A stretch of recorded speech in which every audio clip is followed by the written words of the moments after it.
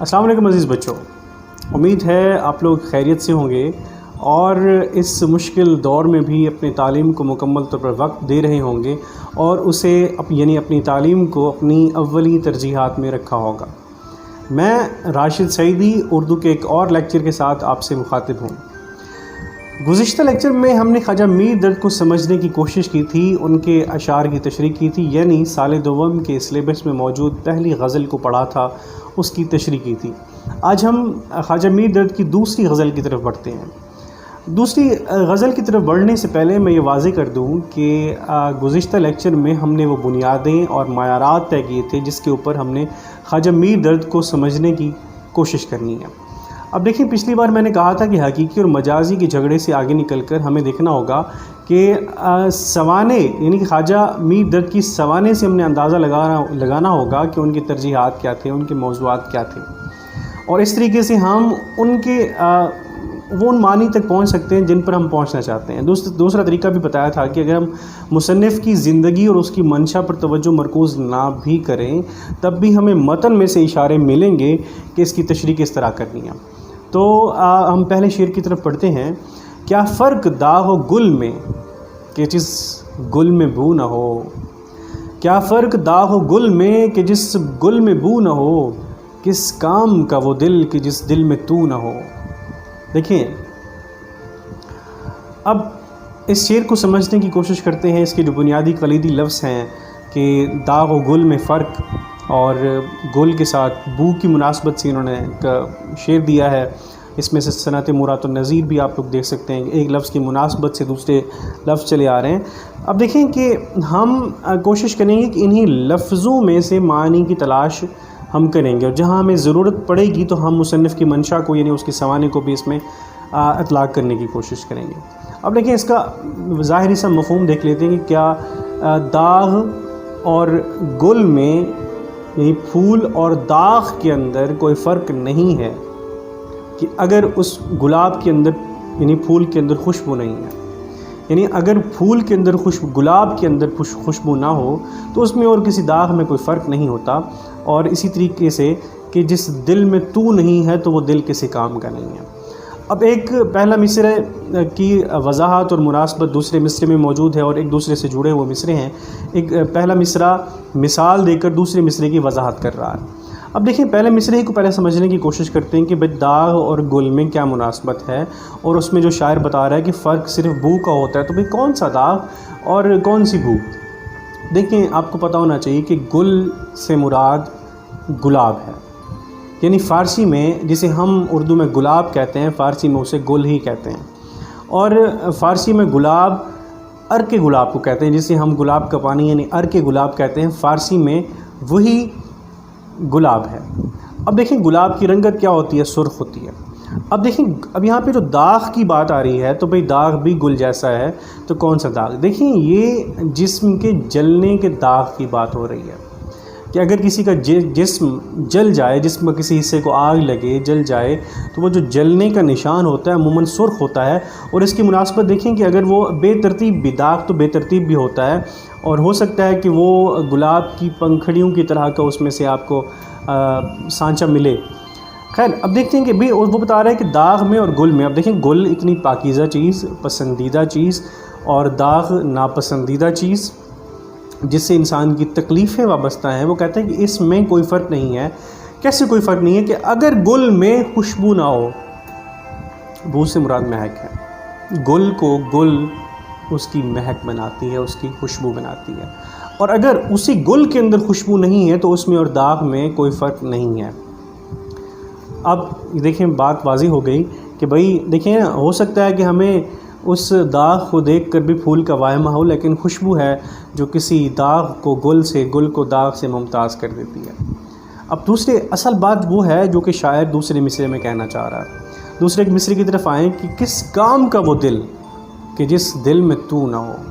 اب یعنی دل میں کسی کا ہونا ضروری ہے۔ دل میں اگر کوئی نہیں ہے، کوئی سے مراد ہمیں دیکھنا ہوگا کہ یہاں پہ کوئی کون ہے۔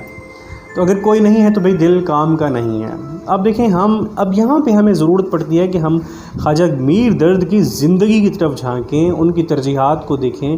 تو بھئی ایک صوفی کی ترجیحات میں دیکھیں تو اس کا محبوب یعنی تو کون ہوتا ہے؟ تو صوفی کا محبوب تو بھئی خدا تعالیٰ کی ذات ہوتی ہے، اس کی تمام تر محبتیں، اس کی الفتیں، بھئی اس کے دل کا کعبہ جو ہے، وہ قبلہ جو ہے، وہ اس خدا تعالیٰ کی ذات ہوتی ہے، کہ اس کے مرکز نگاہ بھی اللہ کی ذات ہوتی ہے، جس کے لیے وہ جیتا ہے، جس کے لیے تڑپتا ہے، اور جس کے وصل کی کوشش میں وہ ساری زندگی کو تیاگ دیتا ہے، اس دنیا کی تمام سہولتوں کو، تعیشات کو تج دیتا ہے، تیاگ دیتا ہے۔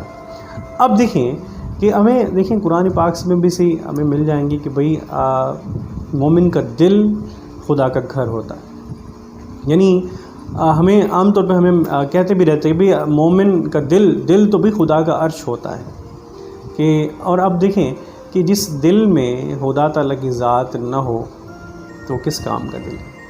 یعنی بھئی وہ پمپنگ آرگن تو ہے، وہ زندگی دینے کے لیے وہ دیکھیں خون تو فراہم کر رہا ہے، لیکن اگر دل کو ہم علم کا احساس کا منبع قرار دیں تو اس کی الوہیت، اس کی اولیت اور اس کی ترجیح اور اس کی عظمت اس بات پر ہے کہ اس میں خدا تعالیٰ کی ذات موجود ہو۔ اب دیکھیں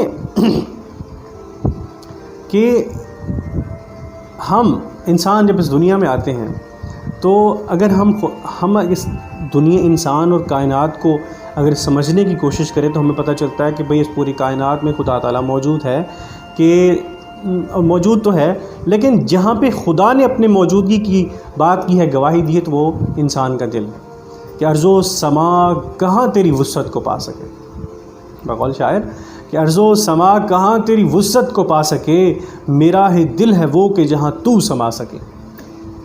تو انسان کا دل، مومن کا دل وہ عرش ہے، وہ مکان ہے جس میں خدا تعالیٰ گھر کر لیتا ہے، اور دل بھی اسی کی یاد سے، صوفی کا دل اسی کی یاد ہی سے زندہ ہوتا ہے، اور اسی کی آرزو کو دل میں بسانے ہی سے زندہ ہوتا ہے۔ تو دل کی عظمت خدا کو اس گھر میں لانے سے ہے، اور انسان کی عظمت خدا کے اس کے گھر میں آنے سے ہے۔ یعنی دل جس سے زندہ ہے وہ تمنا تم ہی تو ہو، ہم جس میں جی رہے ہیں وہ دنیا تم ہی تو ہو۔ تو یعنی یہاں پہ ہم نے دیکھا کہ خواجہ میر درد ایک صوفی کی ترجیحات کو بڑے خوبصورت انداز میں اپنے اس شعر میں بیان کر رہے ہیں، کہ وہ کہتے ہیں کہ پھول اور داغ میں کوئی فرق نہیں ہوگا اگر اس گل میں، اس گلاب کے اس پھول میں اگر خوشبو نہیں ہے تو، اس لیے دل، انسانی دل اسی وقت ہی عظمت کا معیار ہوگا، عظیم ہوگا، اور وہ دل ہونے کے قابل ہوگا جب تک اس میں خدا تعالیٰ کی ذات موجود ہوگی۔ اگلے شعر کی طرف بڑھتے ہیں، مختصراً اس کی تشریح کریں گے ورنہ یہ آپ کے یہ لیکچر بہت طویل ہو جائیں گے۔ دوسرے شعر کی طرف بڑھتے ہیں کہ ہووے نہ حول قوت، ہووے نہ حول قوت اگر تیری درمیاں، جو ہم سے ہو سکے ہے سو ہم سے کبھی نہ ہو۔ دیکھیے گزشتہ لیکچر کے میں ہم نے ایک چیز سمجھی تھی کہ بھئی ہم نے جب وحدت الوجود اور وحدت الشہود کے نظریے کو مختصراً سمجھنے کی کوشش کی تھی تو ہم نے دیکھا تھا کہ ہم نے جبر و قدر کی بات کی تھی، فلسفہ جبر اور قدر کی بات کی تھی۔ دیکھیں جب ہم وحدت الوجود پہ کلی ایمان لاتے ہیں یا اس کا اقرار کرتے ہیں تو دراصل ہم فلسفہ جبر کا بھی اس پہ اعتبار کر رہے ہوتے ہیں، اسے قبول کر رہے ہوتے ہیں۔ اور جبر یہ ہے کہ انسان مجبور محض ہے، اس کے بس میں کچھ بھی نہیں ہے، جو کچھ بس میں ہے وہ خدا تعالیٰ کے پاس ہے۔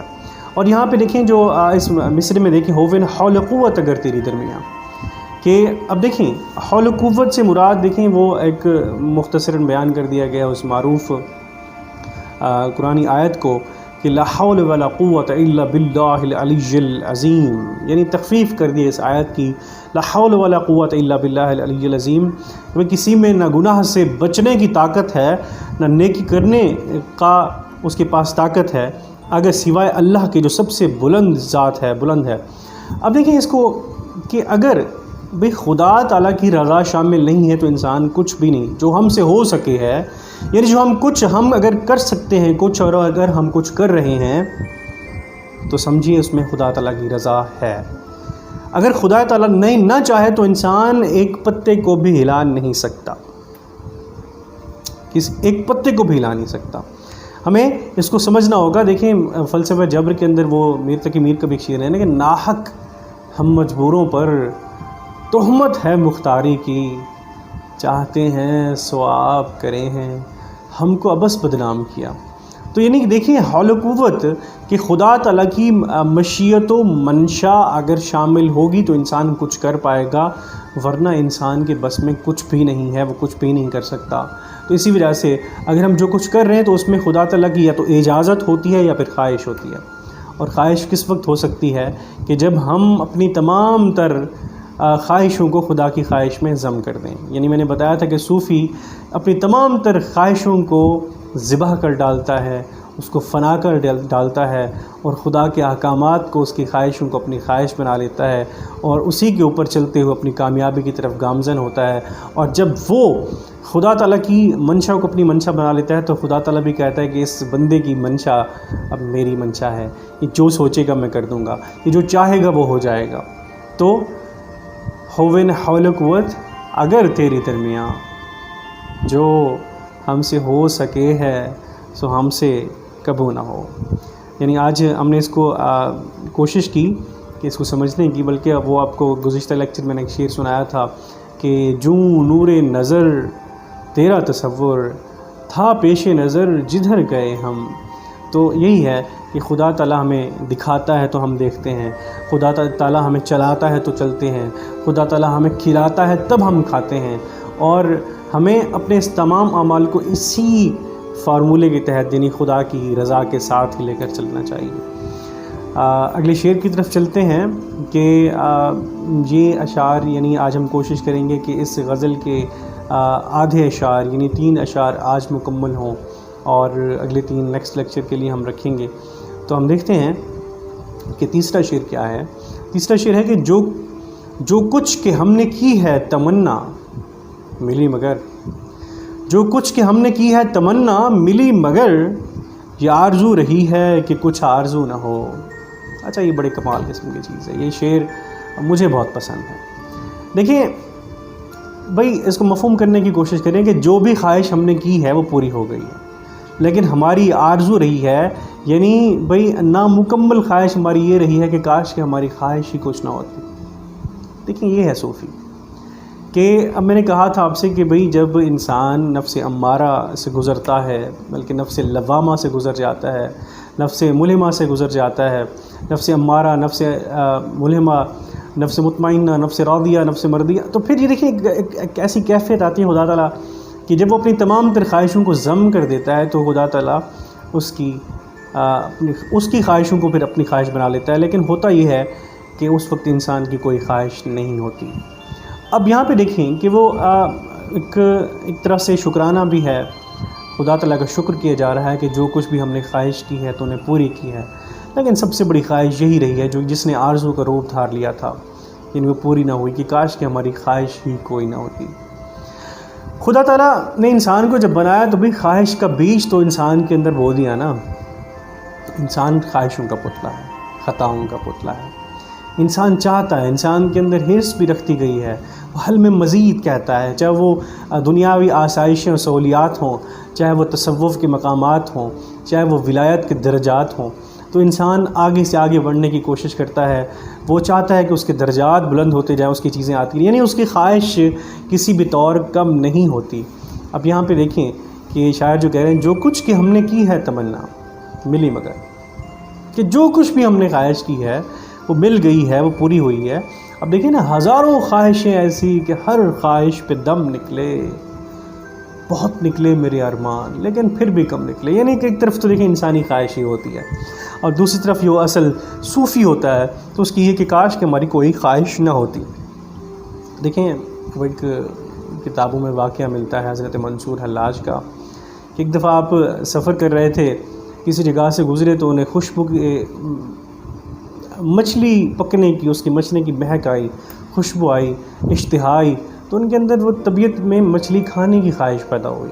جب ان کے نفس انہوں نے کہا کہ مجھے مچھلی کھانے کی خواہش پیدا ہو رہی ہے تو انہوں نے کہا ٹھیک ہے، اپنے نفس سے کہا میں تجھے مچھلی کھلاتا ہوں، اور پہلے مچھلی کھانے کے لیے پیسے اکٹھے کر لیتے ہیں. وہ گئے اب سزا دینا تھی اپنے. اب دیکھیں تصوف میں رائج رہا ہے یہ نظام کہ اپنے آپ کو تکلیف یعنی کہ اپنے آپ کو سہولیات سے الگ کرنے کا. تو وہ کہتے ہیں کہ وہ آپ روانہ ہوئے ایک جگہ پہ مزدوری پر بیل چل رہے تھے کسی کنویں کے پاس سے. تو وہ جا کے انہوں نے کہا کہ کنووں کو رخصت کر کے میں ان کا کام کرنا چاہتا ہوں, انہیں رخصت دیجیے, میں اس سے کم پیسوں میں یہ کام کر دوں گا. تو مالک انہوں نے ٹھیک ہے بھئی آپ کو ہم کم پیسے دے دیں گے, آپ یہ کام کر لیں. تو انہوں نے بیل کی جگہ پہ کام کیا, سارا دن وہ بیل کی جگہ پہ جوتے رہے, پانی نکالتے رہے.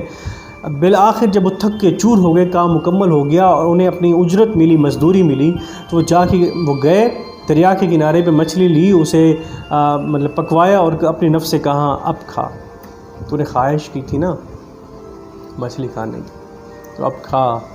تو ایسی خواہشوں کا یہی انجام ہوتا ہے. دیکھیں یہ تو ہے بھئی انسان یعنی کہ صوفی اپنی خواہشوں کا قلقمہ کس طریقے سے کرتا ہے. اب یہ آرزو رہی ہے کہ کچھ آرزو نہ ہو, یعنی دراصل دیکھیں ہمیں اپنی خواہشوں کو صحیح طور پہ وہ کیا کہتے ہیں چینلائز کرنا چاہیے, کہ ہمیں اپنی بری خواہشوں کو ختم کرنا چاہیے اور اچھی بھی خواہشوں کو کچھ ایسا کرنا چاہیے کہ جو ہماری دنیاوی زندگی میں بھی بہتر ہو اور اخروی زندگی میں بھی اچھے طریقے سے ہمارے کام آئے. دیکھیں خواہشوں کو خوبصورت شکل دینے کے لیے, خواہشوں کو خوبصورت شکل دینے کے لیے خواہشوں کی قید سے آزاد ہونا چاہیے. پھر وہ خواہشوں کی قید سے آزاد ہونا ہے تو یہ تو بڑے بڑوں کا کام ہے, یہ تو اولیاء اللہ کا کام ہے کہ خواہشوں کو تج دینا. ہم انسان خواہشوں ہی کے تو غلام ہیں, اپنی خواہشوں سے باہر جا نہیں سکتے. اور اگر ایسا کبھی ہو جائے کہ ہم اپنی خواہشوں سے فرار حاصل کر لیں تو یہ انسانیت انسان کی عظمت ہوگی. ضروریات اور چیز ہے, خواہشات اور چیز ہیں. اور اگر ہم اپنی خواہشات کو اس کو ہم پیوریفائی کر لیتے ہیں, اس کی تطہیر کر لیتے ہیں, تو یہ بھی بہت بڑی بات ہے. دیکھیں کہ ہمیں انسانی کہ اپنی خواہش ہوگی تو کبھی وہ خدا تعالیٰ کی خواہشوں سے روگردانی کرے گا. اور اگر خدا تعالیٰ کی خواہش ہی کو پورا کرنا ہماری خواہش بن جائے تو پھر یہ جو خواہش ہے وہ ہمیں اچھائی کی طرف لے جاتی ہے, بھلائی کی طرف لے جاتی ہے, انسان دوستی کی طرف لے جاتی ہے. تو دراصل یعنی اپنی خواہش نہ ہونے سے مراد اپنی نفس سے جڑی خواہش کا نہ ہونا ہے. خواہشوں سے انسان کو فرار نہیں, لیکن ہم اپنی نفسی خواہشات سے فرار ضرور حاصل کر سکتے ہیں. اس طریقے سے ہمیں خدا کی قربت ہم بڑھیں گے, اور یہی صوفیاء کا نظریہ ہے. تو آج ہم نے خواجہ میر درد کے 3 اشعار کی تشریح کی, اس کو تھوڑا سمجھنے کی کوشش کی. ہم نے توجہ متن پہ مرکوز رکھی, اور جہاں جہاں ہمیں ضرورت محسوس ہوئی تو ہم نے مصنف کی سوانح اور اس کے جو ترجیحات ہیں تو ہم نے اس کو بھی اطلاق کرنے کی کوشش کی. امید ہے آپ لوگوں کو یہ 3 اشعار کی تشریح سمجھ میں آئی ہوگی, اس کی تفہیم ہوئی ہوگی. اگر نہیں تو اس کے حوالے سے اگر کوئی مسئلہ درپیش ہے تو آپ پوچھ سکتے ہیں. اسی خیال یوٹیوب چینل پر آپ کمنٹ کر کے پوچھ سکتے ہیں, مجھ سے رابطہ کر سکتے ہیں. واٹس ایپ چینل پر بھی آپ رابطہ کر سکتے ہیں. اسی سے سوچنے سمجھنے کا سلسلہ آگے بڑھے گا. تو انشاءاللہ اگلے لیکچر میں خواجہ میر درد کے اگلے 3 لیکچر کے ساتھ میں راشد سعیدی ایک دفعہ پھر آپ سے مخاطب ہوں گا. اس وقت کے لیے مجھے اجازت دیجیے. اللہ حافظ.